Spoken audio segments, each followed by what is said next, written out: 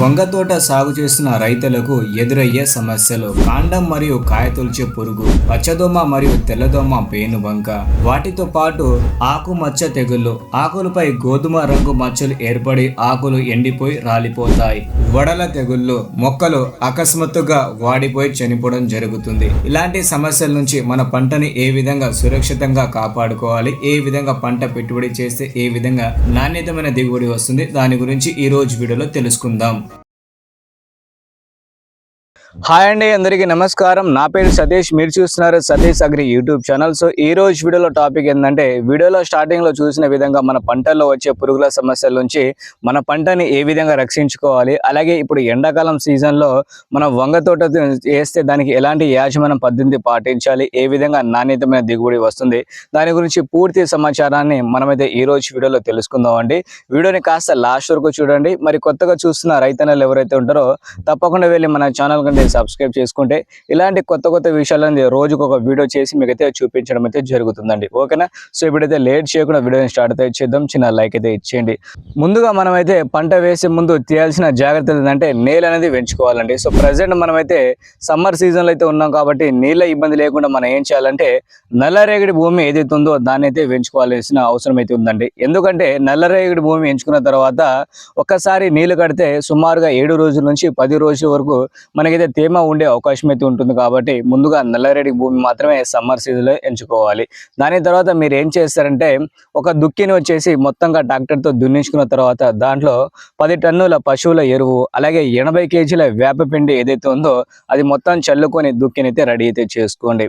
దాని తర్వాత చేయాల్సిన జాగ్రత్తలు ఏంటంటే, మనం బోదెలు అనేది తోలించుకోవాలండి. సో ప్రజెంట్ వచ్చేసి మనకైతే బోదెకు ఎంత దూరం ఉండాలంటే 2 అడుగుల దూరంలో వచ్చేసి మనమైతే ప్రతి ఒక్క బోదెలు అనేది ఏర్పాటు చేసుకుంటూ ఉండాలి. సో ఇలా ఏర్పాటు చేసుకున్న తర్వాత మీరు ఏం చేస్తారంటే, స్వయంగా మీరు పెంచిన నారైనా ఓకే, లేదంటే నర్సరీ నుంచి తెచ్చిన నారు కూడా సుమారుగా 5 నుంచి 6 వారాల నారు ఉంటే సరిపోతుందండి. ఆ మొక్కలు తీసుకొచ్చిన తర్వాత మన ఎకరం బిట్టు ఏదైతే ఉందో ప్రతి 2 అడుగులు ఒక్కసారి నాటుకోండి. మొక్కలు వచ్చేసి ఈ విధంగా ఇక్కడ నాటుకున్నాం కదా, సో ఈ విధంగా ఇక్కడ నాటుకున్నాం. అలా వచ్చేసి మీరైతే ప్రతి 2 అడుగులు ఒక దూరంలో ఒక మొక్క అయితే నాటుకోండి. ఇలా చేసుకున్న తర్వాత మీరు ఏం చేస్తారంటే, మళ్ళొక వారం రోజుల్లో మళ్ళొక్కసారి నీళ్ళైతే తడి అయితే పెట్టుకోండి. మొదటి దఫా ఎరువులు వచ్చేసి పంట వేసిన 20 రోజులు ఒక్కసారి అయితే వేసుకోవాలండి. మొదటిగా ఎరువులు ఎలాంటి వేసుకోవాలంటే, నత్రజని మరియు పొటాష్ అనేది మనమైతే ఒక 50 కేజీలు అయితే వేసుకోవాలి. నత్రజని వచ్చేసి 35 కేజీలు, ఇవి వచ్చేసి మనకైతే 15 కేజీలు పొటాష్ వేసుకోవడం వల్ల మొక్కలు వచ్చేసి మనమైతే కింద నుంచి సైడ్ కొమ్మలు అయితే రావడం అయితే జరుగుతుందండి. అలాగే మొక్క కూడా వేపుగా పెరుగుతుంది. సైడ్గా వచ్చేసి మనమైతే బుట్ట ఆకారం కట్టుకుని చిన్న స్టేజ్ నుంచి పై వరకు అయితే వస్తుందండి. ఆ సమయంలో మీరు ఏం చేయాలంటే, కలుపు సమస్య లేకుండా 10 రోజులు ఒక్కసారి మీరైతే కలుపు అయితే తీపించుకోవాల్సిన అవసరం అయితే ఉంటుందండి. ఒకవేళ కలుపు కనుక ఉంటే మాత్రం మన పంట వచ్చేసి అప్పటి నుంచే నాశనం అయితే అవుతుంది. ఎందుకంటే రసం పీల్చే పురుగులు అయితే అటాక్ అయితే అవుతాయండి. సో దానికోసం మీరు 10 రోజులు ఒక్కసారి కలుపు సమస్య లేకుండా చూసుకోవాలి. సో దాని తర్వాత మీరు ఏం చేస్తారంటే, పంట వేసిన 45 రోజుల నుంచి 50 రోజుల్లో మనకైతే పూతలు అనేది వస్తాయండి. ఆ సమయంలో ఏంటంటే, ఈ చీడపీడలు ఉన్నాయి కదా, వాటి నుంచి కూడా మనమైతే పంటని కాపాడుకోవాలి. అది కూడా ఏ విధంగా కాపాడుకోవాలి మీకు లాస్ట్లో చెప్తాను. మనకి యూరియా కట్ట 1, దాంతోపాటు మనకైతే 28 ఉంది కదా, ఆ కట్ట 2 కట్టలు వచ్చేసి మనమైతే పంటలు వేసుకున్న తర్వాత అలాగే కాల్షియం కూడా ఒక్కసారి వేసుకోవాలండి. ఆ విధంగా వేసుకోవడం వల్ల వచ్చేసి మనకైతే ఫ్రూట్ సైజ్ ఏదైతే వస్తుందో, అంటే మనకి కాయ సైజ్ ఏదైతే వస్తుందో మంచి షైనింగ్గా వస్తుంది. అలాగే మనకైతే పూతలు కూడా మంచిగా నీట్గా అయితే వస్తాయండి.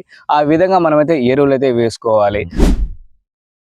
వంగ తోటలో ప్రధానంగా ఎలాంటి సమస్యలు వస్తాయంటే, కాయ తొలిచే పురుగు, కాండం తొలిచే పురుగు, తెల్లదోమ, పచ్చదోమ, పేనుబంక, వాటితో పాటు వడ తెగులు, ఆకుమచ్చ తెగులు అయితే వస్తాయండి. ఈ తెగులు వచ్చిన తర్వాత మొక్కలో ఆకులు ఆటోమేటిక్గా కిందకి రాలిపోవడం జరుగుతాయి. దాంతోపాటు మొక్క కూడా కింద చనిపోవడం అయితే జరుగుతుందండి వాడిపోయిన తర్వాత.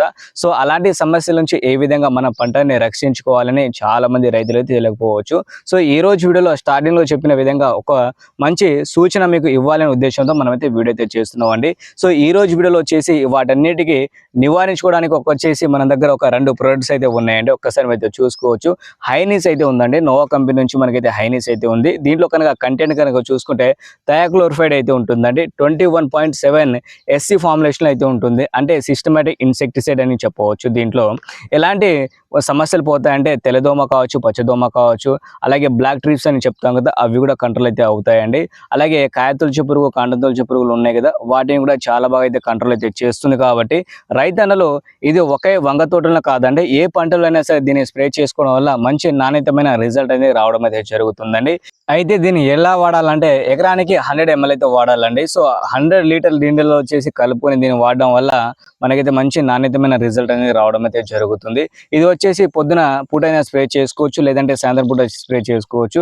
అలాగే స్ప్రే చేసే ముందు మనకైతే తేమ అనేది ఉండాలండి పంటలో వచ్చేసి, ఎందుకంటే అప్పుడే మంచి నాణ్యతమైన రిజల్ట్ అనేది రావడం అయితే జరుగుతుంది. దాంతోపాటు మనకైతే తెగుళ్ళ సమస్యలు కూడా మన వంగ తోటలు అయితే వస్తాయి కదా, వాటి నుంచి కూడా మనకైతే ఏదైతే ఉందో దీని అయితే వాడుకోవాల్సిన అవసరం అయితే ఉందండి. దీన్ని వాడుకున్న తర్వాత మనకైతే ఏదైతే కాండం అయితే ఉందో ఒక్కసారి మీరు చూడండి, అది దృఢంగా మారుతుంది. అలాగే ఇప్పటికి వచ్చేసి ఆకులని మంచిగా నీట్గా అయితే ఉంచుతుందండి. అలాగే రసం పీల్చే పురుగులు రాకుండా ఉండడానికి కూడా ఇది కూడా చాలా బాగా అయితే ఉపయోగపడుతుంది. అలాగే తెగుల సమస్యల నుంచి కూడా మనం అయితే దీని అయితే వాడుకోవచ్చు అండి. సో తెగులు కూడా మంచి కంట్రోల్ అయితే అవుతాయి. సో వచ్చేసి ఎకరానికి 100 గ్రామ్స్ మాత్రమే వాడుకోవాలి. ఇదొక 100 గ్రామ్స్, అలాగే మనమైతే ఇదొక 100 ml అనేది మన వంగ తోట మీద స్ప్రే చేసుకుంటే మంచి నాణ్యతమైన రిజల్ట్ అనేది రావడం అయితే జరుగుతుందండి. వీటితో పాటు ఇంకా మీకు నెక్స్ట్ వీడియోలో పూత మందులు కూడా చెప్పడం అయితే జరుగుతుందండి. అంటే మంచి నాణ్యతమైన పూత ఏ విధంగా రావాలి, వచ్చిన పూత కూడా రాకుండా ఉండడానికి నెక్స్ట్ ఒక స్పెషల్ ప్యాకింగ్ మీద మీకైతే ఒక వీడియో చేసి మీకైతే చెప్తాను. అలాగే ఈ రోజు వీడియోలో వచ్చేసి వంగ తోటలో ప్రధానంగా వచ్చే సమస్యల గురించి మనం అయితే మాట్లాడుకున్నాం.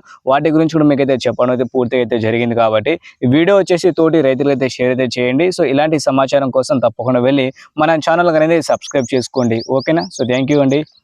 జై హింద్.